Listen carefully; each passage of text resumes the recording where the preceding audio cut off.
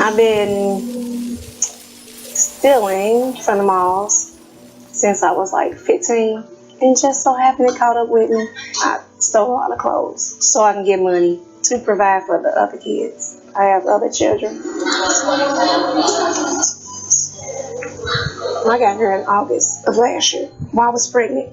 And I just prayed, like, if I can just make it to 37 weeks. Just 37 weeks. Shamash 24-hour radio. As you guys may notice, we are going to talk about mothers in prison and babies that are born in prison. So mothers that are pregnant, going into prison and giving birth, what it's like. So we have a mother that's going to give us an example on or just share her experience on what it's like having a baby in prison. As you guys may be aware of, there's a lot of controversy about this issue. Some advocates are saying that prison is not a good place for babies to be. It's not safe. It's just not a good environment. While other advocates are saying that it's healthy for a mother to be bonded with her baby, especially right after pregnancy. And if the mom is in prison, that's where the baby should be for the bonding to occur, which will end in a healthy relationship with the mother and the child. So there's differences on both sides, and who's to say who has the right answer, right? In the end, we always have to think of what's best for this child. Okay, so let's hear a little bit more of LaTanya Jackson's story on what it was like to give birth in prison and how she's raising her baby Olivia while serving out her sentence. She was 5 pounds, 8 ounces, and 37 weeks is that.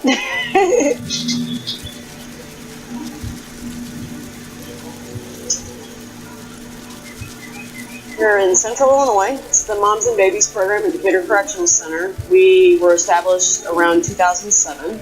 We currently have 6 moms and 6 babies. From the outside, it doesn't look like a prison. It was an old mental health institution years ago. There are no bars at Decatur. The offenders on this unit are screened to make sure they don't have any violent crimes. They're all low security. They have to be within 2 years of release. It's important because it teaches the mom to bond with the child, and we have found that children and mothers who stay together have less reincarceration rates. Is it still morning? Is it still morning?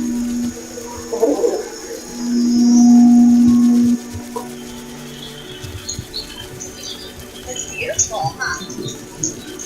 All right, little lady. You on the swing, mama? You on the swing?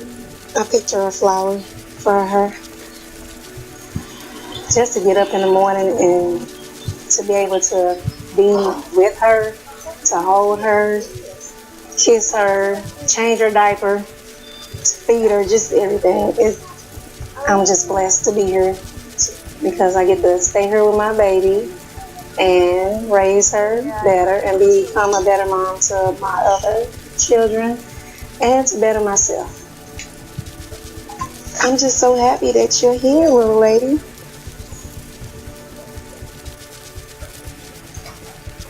So, as you guys can see, it's not easy. So I just created this dope website, Wix. Oops, sorry about that. So, as you guys can see, it's not easy for a mother when she have to make the decision whether to give up her child in prison or even if the prison just allows her to keep her baby, it's still up to the mom, right?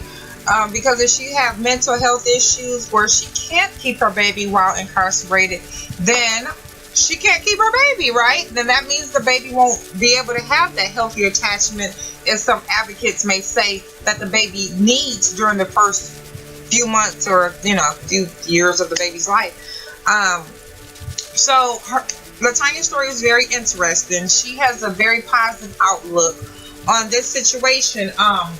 I do have a guest that I am going to call in on the line just to help give us some insight onto situations where a mom may go to prison and don't know what to do, don't know what is the best decision for her kid.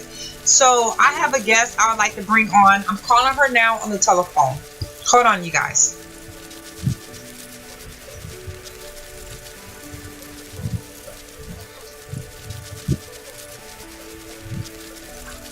Hi, Cheyenne. This is Adoa from Samaj 24-Hour Radio, and you're expecting my call right now. I just want to bring you in. We just listened to a video on a lady named Latanya, and she shared her story on what it was like giving birth in prison. So I decided to call you because you have a lot of experience on the youth going to prison. And I wanted to just know if you had time to answer probably just a few questions on what it may be like during the whole youth thing going to being incarcerated. Well, we've had several incarcerated youth that were in fact pregnant. Some were very late in their term, some were very early in their term. And some who in fact found out upon entering the facility that they were pregnant.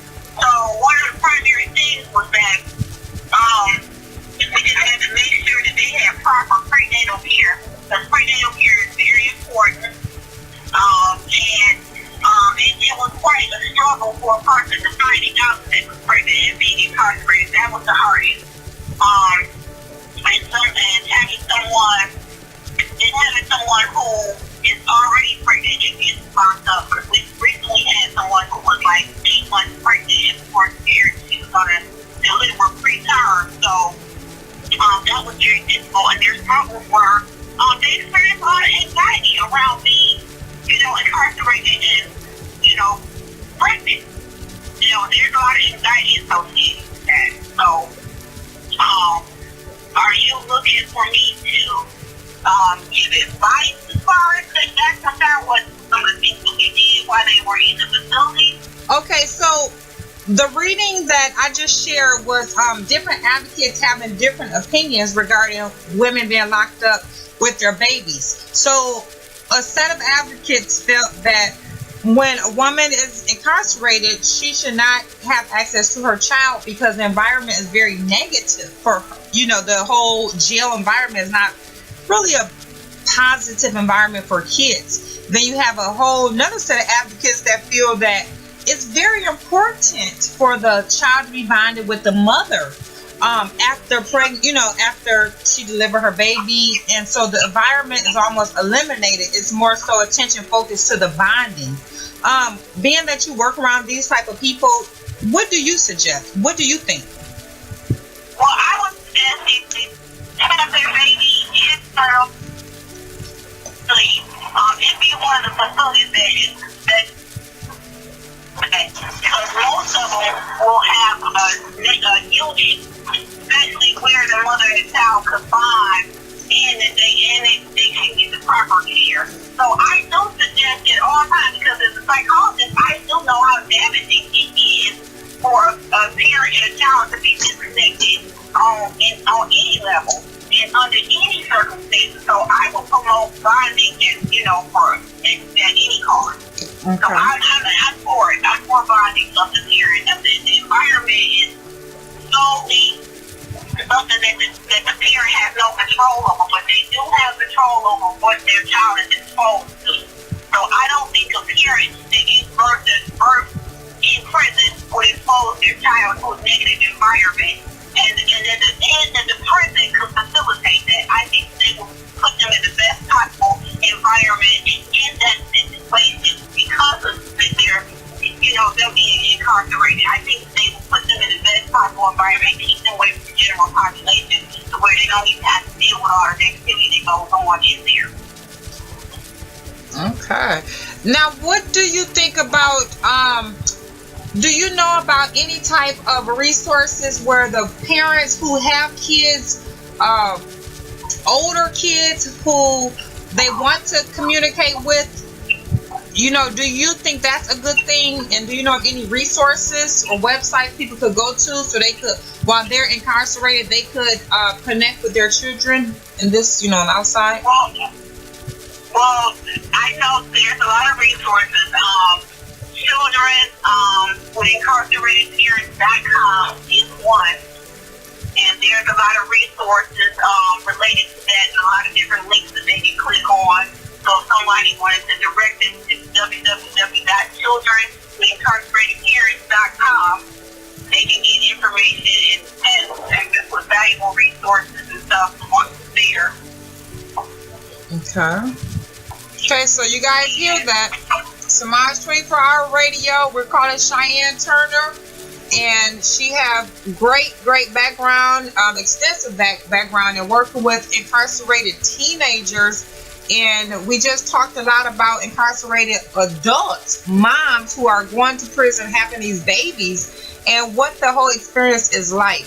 So, Cheyenne, we're going to wrap this up, but is there any final words? Like, is there anything you want to tell a mom out here who may be facing prison time that's pregnant right now? Any hopes for her?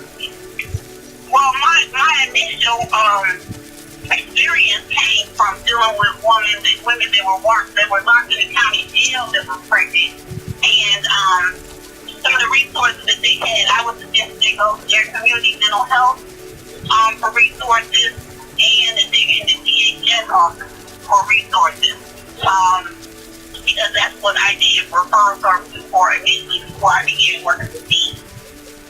So and they would give referrals for WIC and other food pantries and stuff like that, so that they can get nourishment, make sure they're getting the prenatal care they need, pre and post prison, for jail.